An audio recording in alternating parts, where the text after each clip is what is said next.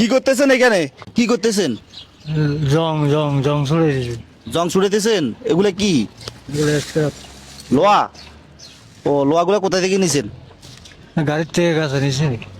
ওই যে নিচের থেকে কাছে কাছে নিছেন? বস্তার ভিতরে কি? কইলে কইলে কয়লা? কয়লাগুলো বিক্রি করা যায়?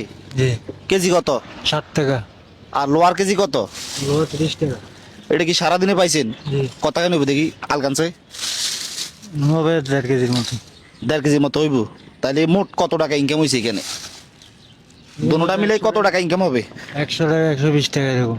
সারাদিনে 120 টাকা। তো 120 টাকা দিয়ে কি হবে? কি আর হবে, যতটুকু পাইছি ততটুকু আর কি।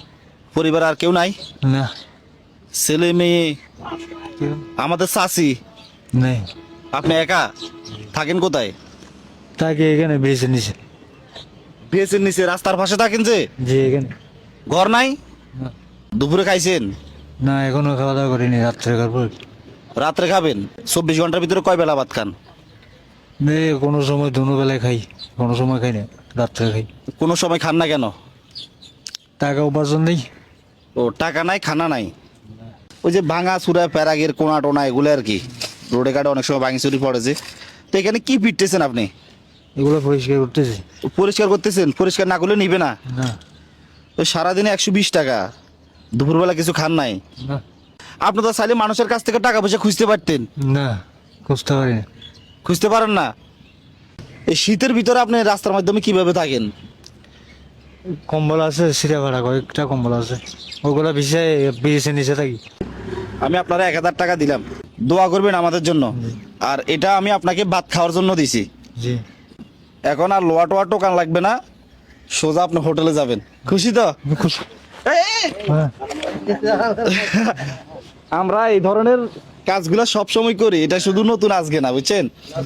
আমি কিন্তু ওই দিক দিয়ে যাইতেছি, অনেক সময় আপনার দিকে তাকাইছিলাম যে আপনি এখানে দেখছি লোহাগুলো ফিরতেছেন। ভাই, মানুষের পরিস্থিতি কখন কি হয় বলা যায় না। ওনার তো পরিস্থিতি ভালো থাকলে রাস্তার মাধ্যমে লোহা টোয়াইতো টোকাইতো না, দুপুরে না খাই থাকতো।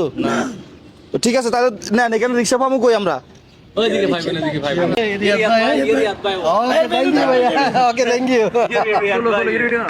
বসেন বসেন, হ্যাঁ কই নামবেন জানেন তো? হ্যাঁ হোটেলে গুলাতে ঢুকতে কি ভয় পান নাকি আপনি? জি ঢুকতে দেয় না তো। ঢুকতে দেয় না?